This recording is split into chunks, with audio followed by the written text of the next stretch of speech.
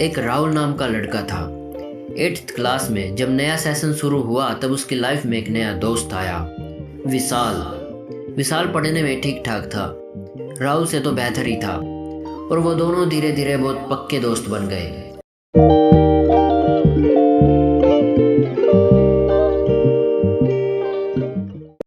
पूरे स्कूल में उनकी दोस्ती चर्चा हुआ करती थी। वो दोनों हर पीरियड में साथ बैठते थे, मस्ती करते थे, जोक करते थे, हंसते थे और पढ़ते भी थे। उन दोनों की दोस्ती इतनी पक्की हुआ करती थी कि जब नोटबुक चेक होती थी क्लास में और मानो विशाल नोटबुक लाना भूल जाता था तो राहुल भी अपनी नोटबुक छुपा लेता था और दोनों साथ में पनिशमेंट जाते थे, जैसे कि गार्डन में टहलने जा रहे हो। इतनी पक्की दोस्ती। हाँ, ऐसे ही दिन गुजरते गए। 1 साल हुआ, क्लास बदली। शुरू में तो सब नॉर्मल चल रहा था, लेकिन फिर धीरे धीरे विशाल का बिहेवियर कुछ बदल रहा था। कभी कभी जब टीचर क्लास में नहीं होती थी तो सभी बच्चे मौज मस्ती कर रहे होते थे, आपस में बातें कर रहे होते थे, बिल्कुल क्लास को सर पर उठा रहते थे। पहले के टाइम में विशाल और राहुल भी आपस में बहुत बातें करते थे, जोक्स करते थे एक दूसरे पर, दूसरों पर, एंड मजे कर रहे होते थे।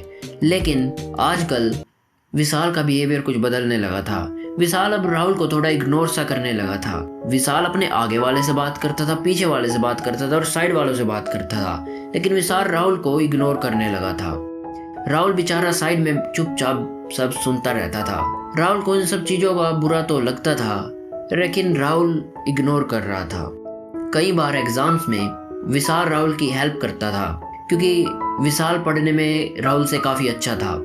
लेकिन फिर एक दिन राहुल स्कूल आने में लेट हो गया, और जब राहुल अचानक से क्लास में घुसता है तो देखता है कि विशाल के साथ सीट पर कोई और बैठा हुआ है, जहां हमेशा राहुल और विशाल बैठा करते थे। अब राहुल की जगह किसी और ने ले ली थी। ये देखकर राहुल को बुरा लगता है और वो चुपचाप जाकर लास्ट वाली सीट पर बैठ जाता है। विशाल ने उसे देखकर रिएक्ट भी नहीं किया। ऐसे ही धीरे धीरे वो दिन गुजर गया, और फिर कुछ और दिन गुजर गए, और ऐसे ही क्लास गुजर गई। फिर जब 10th क्लास आई तो विशाल और राहुल की दोस्ती और मिलना जुलना काफी कम हो गया था। अब जैसे कि विशाल और राहुल आपस में ना ज्यादा बात करते थे, ना ही आपस में एक दूसरे के बाद ज्यादा बैठते थे, काफी कम ही वो मिलते थे। ऐसे ही 10th क्लास चली गई, और बिना कुछ कहे विशाल ने 11th क्लास में कॉमर्स की स्ट्रीम ले ली, बल्कि राहुल ने साइंस ली थी। फिर उनका मिलना जुलना और भी कम हो गया। फिर धीरे धीरे 11th और 12th क्लास भी निकल गई, और फिर राहुल और विशाल अपने अपने रास्ते निकाल लिए। और आज राहुल को पता भी नहीं है कि विशाल कहाँ है, कौन से कॉलेज में पढ़ता है। राहुल के साथ बुरा हुआ, इतना ही पक्की दोस्ती तिनकों में बिखर गई। कैसे? बस वक्त ने अपना काम कर दिया। वक्त के साथ साथ सबका चेहरा सामने आ जाता है। यही हुआ राहुल के साथ भी। लेकिन ये सिर्फ राहुल की कहानी नहीं है, ये हो सकता है तुम्हारी स्टोरी भी हो। स्कूल, कॉलेज, ऑफिस, लाइफ में हर जगह यही होता है। अगर कोई ओल्ड इंसान मिले ना तो उनसे एक बार पूछ लेना क्या आपके बचपन के दोस्त आज भी आपके साथ हैं। रेयरली ही उनका जवाब हाँ होगा। यही होता है लाइफ में भी। The biggest lesson of adulthood is people don't change, situation reveal them. लोग बदलते नहीं हैं। अगर तुम सोचते हो कि वो बदल गया या वो बदल गई तो तुम गलत सोचते हो। लोग बदलते नहीं हैं, सिचुएशन उनका असली चेहरा दिखा देती है। वक्त के साथ साथ उनका मास्क उतर जाता है।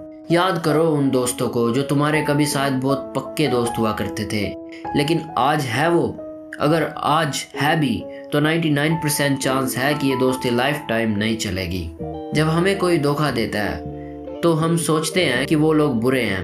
जब हमें कोई इग्नोर करता है तो हम सोचता है कि उन्हें हमारी परवाह ही नहीं है, वो लोग बहुत बुरे हैं, उनके लिए तो जैसे मैं एग्जिस्ट ही नहीं करता।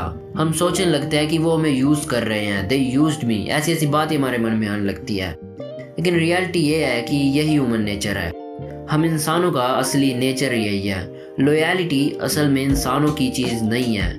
रॉबर्ट ग्रीन ने अपनी बुक में कहा है, never assume loyalty in human nature. Loyalty human nature में नहीं खोजी जा सकती, और यही सच्चाई है। धीरे धीरे सबके चेहरे से मास्क उतर ही जाता है। वो कहते हैं ना रुकी वक्त की गर्दिश, ना जमाना बदला, पेड़ सूखा, पंछियों ने अपना ठिकाना बदला। शायद इसीलिए स्कूल खत्म होने के बाद यादें बची, लोग नहीं।